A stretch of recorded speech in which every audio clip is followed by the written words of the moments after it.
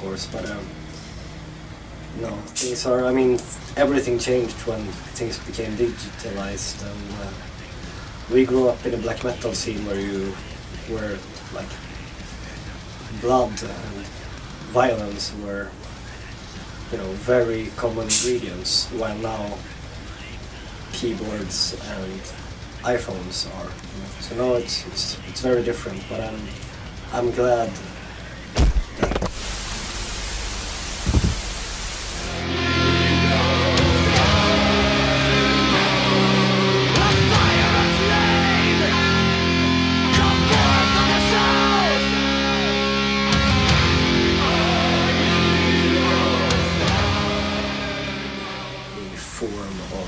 expressing satanic ideals, because it cannot be limited really. It must always burst onwards at all time.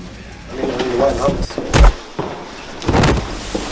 maybe the latest album is quite a good example of that, how you can just dig deeper and deeper and deeper into that, what was once such a shallow grave, you know, and just reach new realms all the time. Yes.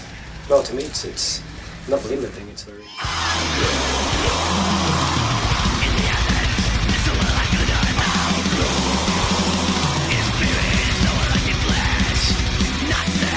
Actually, the only guest vocalist we used for the album was a lady called Anna Norberg.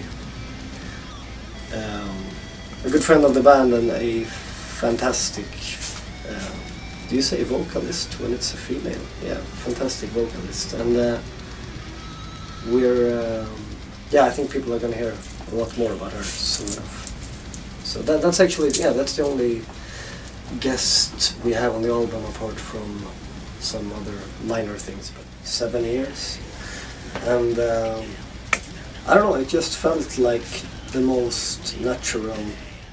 I do have a knowledge of photography and videography, and I try to just always throw a lot of like ideas out, just as like brainstorming ideas, and maybe something makes sense and inspires an edit or something like that. Trying to come up with different visual elements for each new song, just because that's what I personally like, is very exhausting. And oh fuck. Like, yeah, it's very, very involved actually. I really appreciate when I see other artists doing that, and I want to make sure that I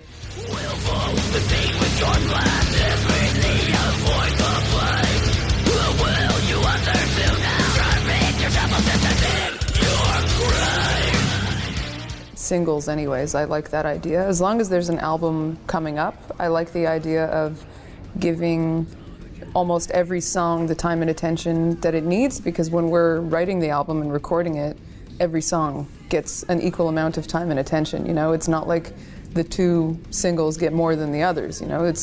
We dedicate ourselves fully to every song, so I'm happy to see more songs getting that kind of dedicated attention from the audience as well. Kind of exciting to release songs one by one with these videos and, streaming on the DSPs and stuff. Actually, it's worked out very, very well, and we noticed now when we had our concert tour in North America that we were playing 3 of the singles: Handshake with Hell, House of Mirrors, Deceiver, Deceiver. And they went down super well. So the record, very recognized by the fans and people singing along and so forth. So it was really great. Otherwise I just, take it easy a bit, because touring is kind of tough, and I need a bit of, especially right after the tour, I basically need 2 weeks off to recover a bit. Working on riffs and playing it. We work still when we're home, because we do other stuff. We write new music, we work on DVDs, artwork, I sing a lot. But obviously I can do that at night if I want to, so I have a very free day, and I really enjoy that.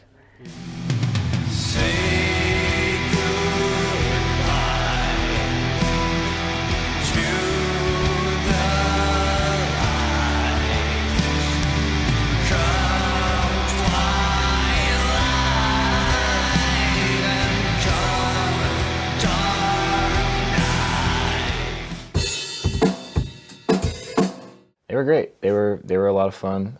It's always nice to come back to those more like intimate settings with the live show and playing like the smaller venues. Last time we played there, I remember it felt so much bigger to me at the time because we just, I guess, we're a smaller band. But yeah, it was a lot of fun, and there's definitely still a lot of demand in London for us. It seems like. It's my personal opinion that this is our best record we've made, and I feel like that's honestly an objective opinion at this point because we've clearly had the most success from it, and that's rewarding, like I said, because we put a lot into it, and it's my favorite to perform live, and it's the favorite.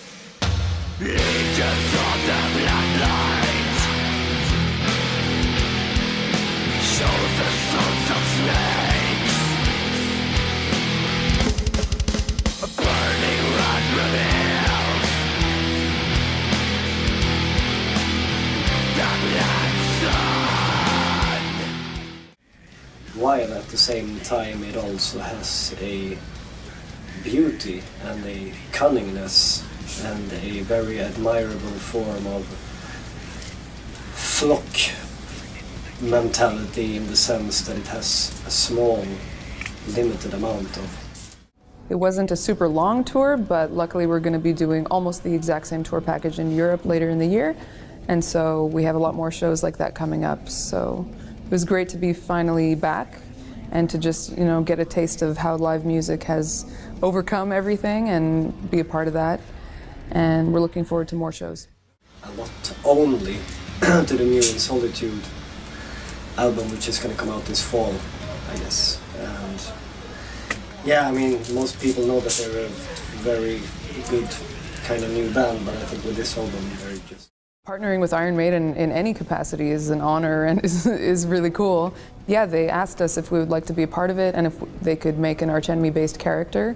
A few years ago, I had commissioned a piece of artwork that I did like very limited print runs with, where I had this figure in the center kind of look like me a little bit, surrounded by all sorts of different fauna, like some fictional, some real, some carnivorous, some herbivores. Well, one that comes to my mind now naturally, because I've been mentioning it a lot lately in relation to the album, is an American author called Cormac McCarthy. Who, I think people might know him best for No Country of Old Men, which was quite recently made into a movie. But he wrote this book called The Blood Meridian. Yeah, we started going to shows at like community centers like around our small little town, and those were just cool because it's just like a bunch of young kids that are coming, and like no one knows any of the bands playing, but it's just like then you like see moshing for the first time, and it's like really exciting. So like that was kind of what kind of got us really excited, and then once we went there, we met.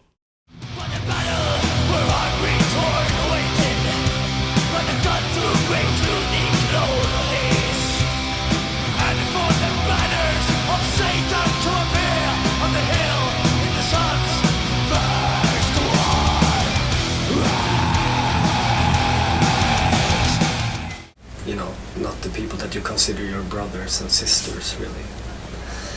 I think most people have a bit too far too shallow conception of our misanthropy. Sometimes it's kind of bothering me, to be honest. But no, obviously I do not see a difference or a difficulty with the combination of the two. Personalities and the hearts of the other people in the band just makes me dislike the rest of the world even more. I do the household. I meet up with my friends, which I don't see much when I'm away. I visit my family. And otherwise I just, take it easy a bit because touring is kind of tough, and I need a bit of, especially right after the tour, I basically need 2 weeks off to recover a bit. Kind of stuff, obituary, that kind of stuff influenced me vocally. Yeah, obviously. But if I could pull that off what Rob Halford does, I would do it. But I think it's really tough what he does with his voice. Not many people can. There's no second Rob Halford out there. Sometimes the wrong impression about metal, just in the sense that they might think that it's just really angry and aggressive and violent. But a lot of the times it's really sophisticated and intelligent. In terms of musicianship, I personally think that the musicians in metal are some of the most talented musicians in the world, world-class, guitar players, drummers, vocalists, and quite often the shows are really powerful experiences for the people in the audience as well.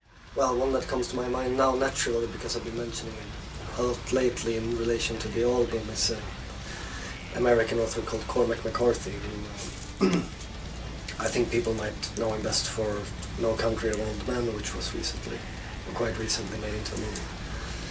But he wrote this book called The Blood Meridian, which is a fantastic book that has very much resemblance, to me personally at least, to... I'll make my own clothes for stage sometimes. I love poetry, I do photography, and these are all things that I've loved to do, but because the music industry has taken on such a new format where the main source of sustainability for any musician is touring, me and my band will tour 200, 250 shows a year. There's not a lot of time left for me to actually devote to these other passions that I have.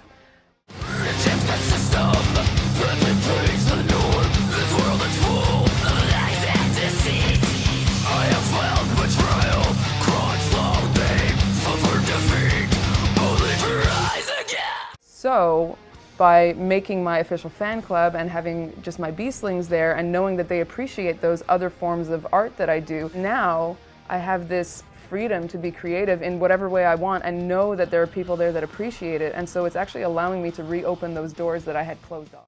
Thing really to have representing us, because of many different reasons really, which I won't get into all of them, but mainly, you know, we have it on our back patches, and the back patches are something that other people see, you know, so it's something that other people have to relate to.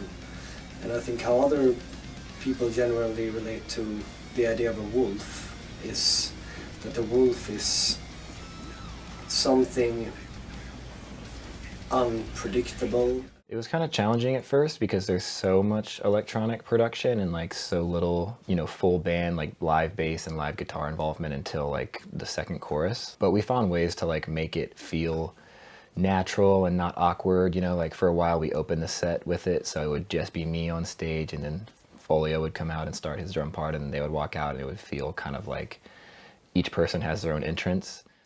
One of the features that I offer to the Beastlings is to do this live Q&A with me. So that's actually, that's the only guest we have on the album apart from some other minor things. But I think it's just something as simple as it's a really great song and that like good songs. I do the household.